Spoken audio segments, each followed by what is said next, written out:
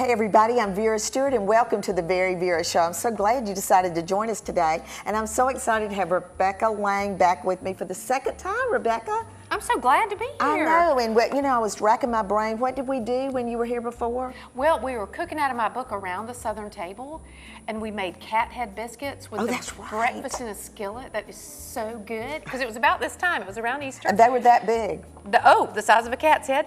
And we did a wonderful salad that was so good with asparagus and pecans. And then what was the last thing we did? It was those sandwiches, the little star sandwiches. Shiv stars, which are like a tea party dream. Oh, it was great. Well, we are so excited for you and for everybody else, because if you love vegetables, this book literally, we're blowing the pages because the ink is still wet on her brand new Southern vegetable cookbook, and I am so proud of it. And as we go through today, we're going to flip through the pages so everybody in the audience can see.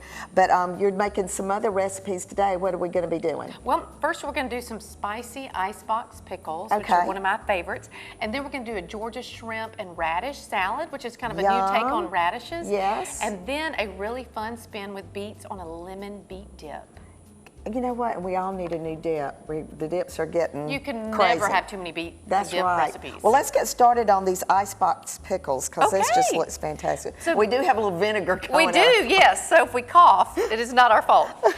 So about Icebox pickles, they are actually pickles that need to stay in the refrigerator, hence Icebox.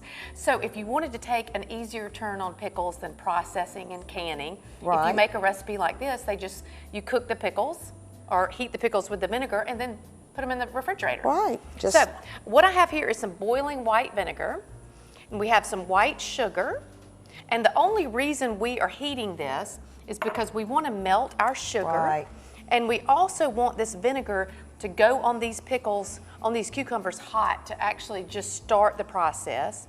I might let you slice this cucumber for me a little bit, and we're going to slice it pretty thin, because I think a pretty thin pickle is just really lovely. A little bit of salt goes in, and some whole peppercorns. Aren't these so pretty? Those are pretty. And you know, we actually have a friend in Savannah that the Salt Table that actually just won Flavor of Georgia, and their whole black peppercorns are wonderful. And you know, you had a little tip last night in the book signing about using whole peppercorns. Oh, absolutely. I love whole peppercorns because their freshness does not go anywhere until you grind them. So there's something you can buy, and I'm sure they probably have them in bulk, and you can buy them and keep them, and then when you want them, just grind them. Now, Vera, I'm putting in 2 bay leaves. If you have a bay tree in your yard, this is kind of a fun time to use some fresh bay leaves too if you want. And bay is the same kind of fresh as dried. You don't have to worry about converting, am I using less or more? So that's kind of an easy thing. All right, so this is totally melted with our sugar. I'm gonna turn this guy off. And then the nice thing about Icebox pickles is I feel they're pretty easy to do. So you can see we've got our great cucumber sliced. If you want to use an English cucumber, you can. And then I kind of love these. Well, I love these because they have such a pretty skin on them. I think the color's real nice. Right. And then because we want to make them spicy, we're going to make them really spicy. So we're going to use 3 different kinds of peppers. So we're going to use a serrano, a chili, and a jalapeno. And the nice thing about this chili pepper is going to give us beautiful color in there. So we're going to take our jar, and I'm actually going to put in your beautiful cucumbers. How did I do? You did great. Gosh, I used to make pickles with my mother-in-law years ago, so this is really reminiscent. I love a fresh pickle, and you know, to put them on the table, we're going to do some, I think you might be okay. Put in some of our sliced chili peppers, and then we've got our sliced jalapenos, and let's do just a bit of this little serrano guy. Okay. And then you'll see how easy these are. It's so nice. Being noisy with my knife there, aren't I? And then we're going to put in a little bit of onion. All right. Well, we're going to keep working on this because we've got to go to a quick break. We'll put the onion in. We're going to pour that hot liquid on. And when we come back from the break, we're going to get started on that shrimp and radish. This sounds amazing. So come back with us in just a few minutes.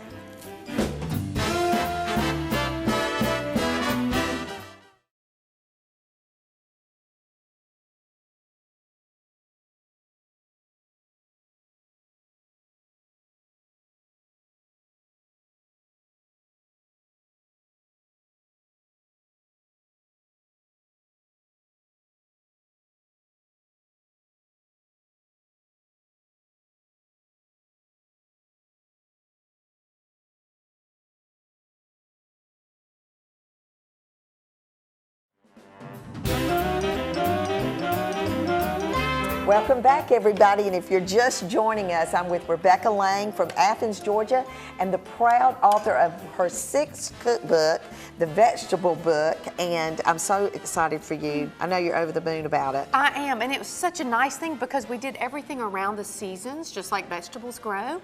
So we're actually celebrating today the spring chapter. Oh. So that's how our next recipe comes in, straight off the spring chapter, and I wanted everybody to be able to use what's in season, and let's get back to a time where we actually realize that vegetables grow in a season for a reason. Oh, well, and that's the truth. And, you know, while we were away during the break, we got that first wonderful recipe done, the pickles, and we finished that up. You put some onions in. I did. I sliced some onions. We put a little more cucumber in. We put in our beautiful chili peppers, and then we actually took our hot vinegar mixture, poured it over the vegetables in the jar, and I even took the handle of my spoon and just kind of pressed down on the vegetables a little bit.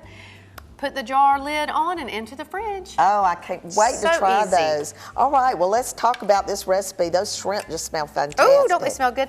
So this is my Georgia shrimp and radish salad. So in the book, I've actually covered 30 different vegetables. So with each different vegetable, I wanted to have at least 2 recipes. Okay. And I was trying to do recipes that were a little bit different. So this is something that I was working with radishes, because a lot of times we think of radishes as, well, let's just do just a radish on a salad. Right. And we never think about them really being the star of the salad. So what I've done here is I've taken these great shrimp. Size of these. These are so pretty. I don't know where you found them, but they are magnificent. Well, Fresh Market has the best shrimp all the time, and actually right now is Shrimp Fest at the Fresh Market. Really? All the way through May 3rd. So if you want to try this recipe, this is a great time to do it because the shrimp are fantastic. Wow. All right, and you've noticed my cast iron skillet that I was using. I always keep a towel nearby because if you get busy and you're chatting like you and I are, then sometimes you forget and you grab that handle. Right, and I have certainly done that before. I have done that too, and it is not fun for anybody or people standing around listening to you afterwards. Now I've got my good shrimp in here, and I'm gonna put in some diced fennel, which is lovely in the spring. Oh, it smells so good. I'm sure Fresh Market has fennel too. And then we've got these beautiful radishes. Now in the recipe, I actually wrote the recipe for several different kinds of radishes. Some watermelon, which actually look like watermelon on the inside. Right. They're so pretty. Those you'd find at your farmer's market. And then we've got little bitty radishes. So you can use whatever radishes you want. And that is not a little bitty radish. Yeah, and you can have like baby radishes. This is a much more normal size radish. Should I be starting on this dressing while you're doing that? Yeah, stir that in for me. This is actually going to be fresh orange juice. Okay. And you've got some mayonnaise and Dijon mustard and honey. Ooh. I'm going to add in some olive oil. But some people think that radishes, because they can be spicy, they tend to stay away from them. Right. So one good trick is the larger a radish is, the more spicy it is. So if you like less spicy radishes, look just for buy the bitties. little ones. Now I've just added some green onion. Look how pretty that is. I know, and this is fresh mint chopped up. I'm going to put in a little bit of salt. I'm going to give you some. Yay. We'll just share as we're going along. And some fresh pepper. I'll give you a little bit.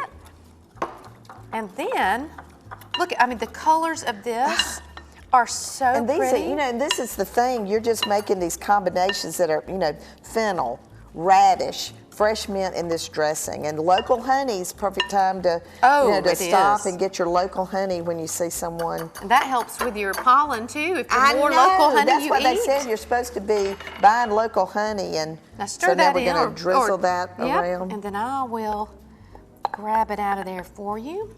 And this is good if you want to chill this and let it kind of marinate. Get to marinate. You could serve it right now. It's slightly warm, of course, because the shrimp just came out of the skillet. Well, and the other thing I noticed that you turned that eye of the stove off before those shrimp were all the way done, because they do still keep cooking, and that cast iron is so hot that they'll just keep on. Well, we're going to just get this refrigerated too, and when we come back from the break, we're going to get started on that lemony beet dip. Oh, it's so good. Oh, It's I so can't pretty. wait. So come back with us in just a few minutes.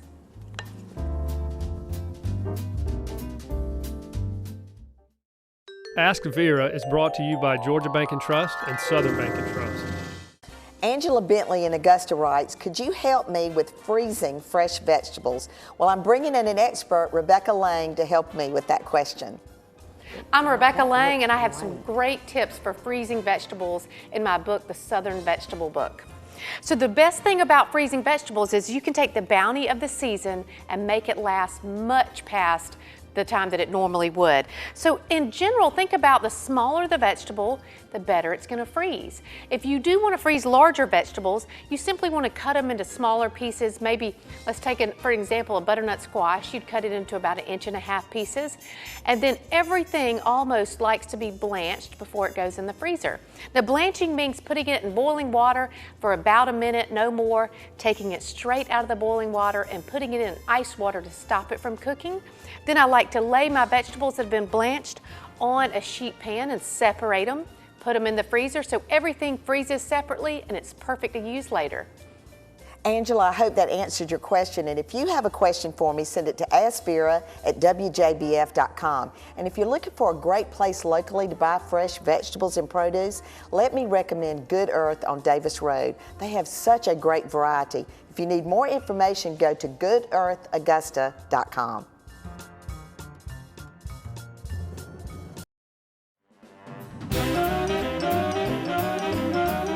Welcome back, everybody, and Rebecca Lang is joining me today, and I'm so excited to have you, Rebecca, and this Southern Vegetable Book. Oh my gosh, we had the best time last night at the book signing, and everybody was just flipping through and looking at all the pages, but you know, it looks like a chalkboard. It does, doesn't it? I mean, it's just, you know, honestly, it just is so inviting to just take it off the shelf and look at it and flip through the pages. But I'm just excited, and we just keep learning more and more about vegetables, and we're getting ready to learn a little bit more about beets. I love beets. And I always say with the book, either page, if you wanted to tear out one and frame it, you could do that with just about everyone in there. It's so there's pretty. Another hospitality idea. So beets are really good in the spring, and because we have such a great long growing season where our fall kind of echoes the spring, you can find beets on the fall table as well.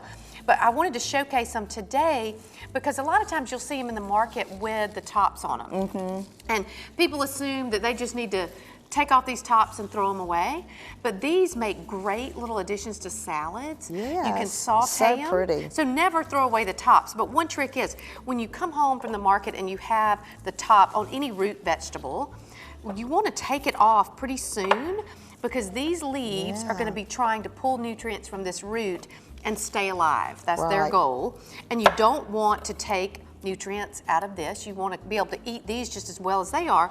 So take your greens off, put everything separate in the fridge, and deal with them later if you're not going to cook them right away. So separate them.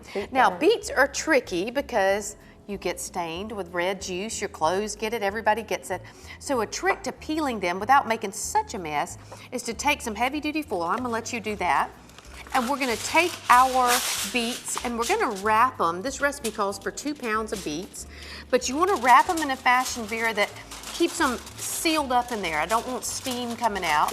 So essentially we're steaming those beets through. We're going to put them in the oven for about 1 hour and 45 minutes. Wow, 1 hour and 45 minutes. Beets, you know, are like this. So we've got to really work on those beets to soften them up. I just want to make sure I heard you correctly. So they're going to go for a long time, but when they come out, we're actually going to have them completely done. And you'll notice this, after they have cooked in the oven and kind of steamed through, the skin will come off. Can you see that? Oh, yeah. And this one may not be cooperating with me. A lot of times when you have them out of the oven and let them sit like we have today. But do this right after they come out of the oven. When they come out and they're steaming hot and it'll peel right off, I promise you. You got to trust me on that. I do. I absolutely do. So now we have these peeled. And you can take a look how beautiful that is. And you can cut them into quarters. And then we're going to get them in just a minute into our food processor. So what we're going to do, I have 1 clove of garlic. And what we're working on in our garlic. And I'm going to be cutting these. Oh, that's great. Thank you. What we want to do is mince our garlic. And so anytime you want the smallest ingredient minced, if you want it the finest minced it can be, that ingredient needs to go in the food processor first. And let it go by itself for just a second to mince it completely. And then you have it ready. If you put your garlic in with everything else, it just doesn't mince very well. And nobody wants to bite on a big piece of garlic, right? Well, and she demonstrated this last night, and these ingredients are just so wonderful that you're putting in here. I mean, who would have ever thought garlic, pecans? Georgia pecans have gone straight in. And now we didn't even toast them or anything. They're gonna be so good with all these fresh flavors. We're gonna zip that around. And we've got our beet only towel right here. We're not bleeding in the kitchen, but it is. Better than our dress, huh? No kidding. Now let's put in our beets, just like this. And I think when a woman or a man, we don't want to pick one over the other, has stained beet hands, it is a good sign. It means you have been busy in the kitchen. Well, I said last night my grandmother used to dye yarn with this. Which is an all-natural, perfect way to do it. Now I've got some lemon juice, and I'm gonna put in a little lemon zest. I'm gonna borrow your towel just a minute. Now this is a microplane, which is a rasp grater. Right. And you can see, look how fine that zest is coming off the lemon. And you really recommend that too. Oh yes, you know she says she carries one in her car. There's some crazy stuff in my car, and this is one of them, because I never want to get somewhere and they don't have one, because you know, as a cook, you have certain things that make your life so much easier. Now we're just going to zip this around and it'll start turning really nice and red. Well, and we're going to keep working on this because we're going to have to take a quick break. She's going to show you how to put this oil in. But when we come back, we're going to show you how we finish this, and we're going to get all of this beautiful spring vegetable spread on the table. So come back with us in just a few minutes.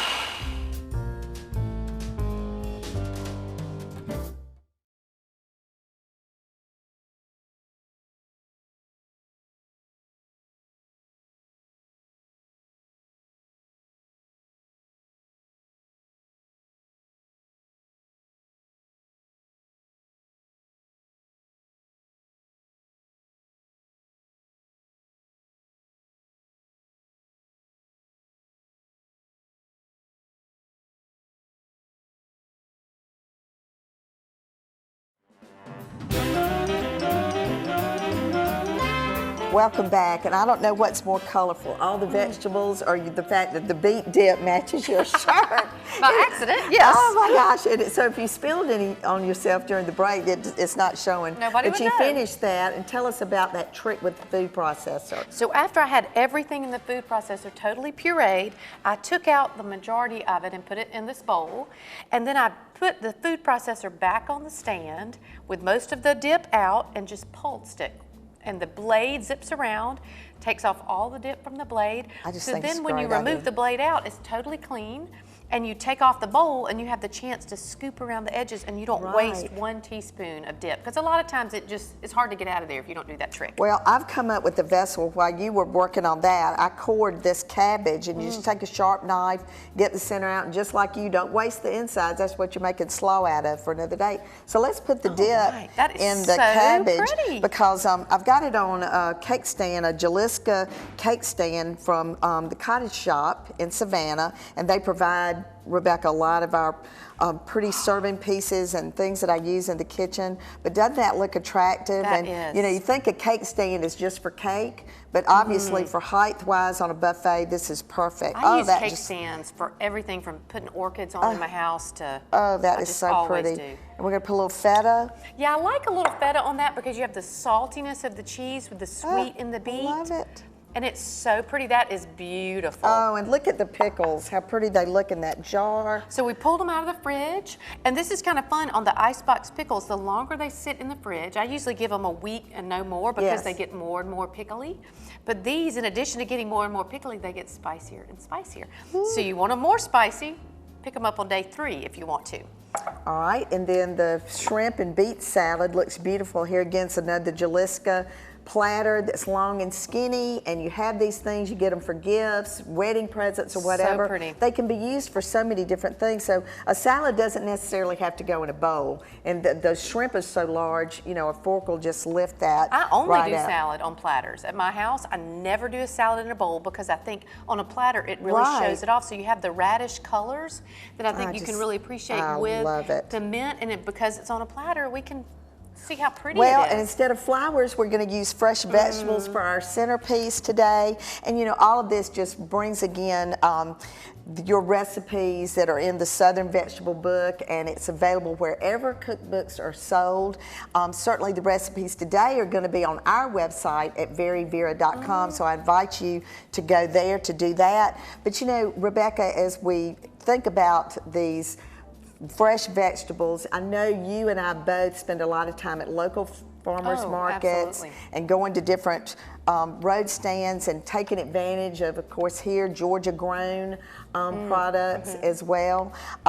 If you had to give any particular vegetable a highlight, I think you said beet was almost your favorite. I love beets. I love okra. That's like asking which one's my favorite I child. know. I I don't love wanna put you on tomatoes the in spot. July, Oh. but I think this is the time that we are really starting our peak. So if Right. you're into vegetables, this is the time to get started. And you know, in addition to farmers markets, I belong to a CSA where my husband and I have fresh vegetables once a week. Well, we've got to Perfect. wrap it up, so I hope that you will come back and join us again next weekend and next week. And no matter what you do, do it in good taste. Come back and join me real soon, would love Rebecca. to. Thank you.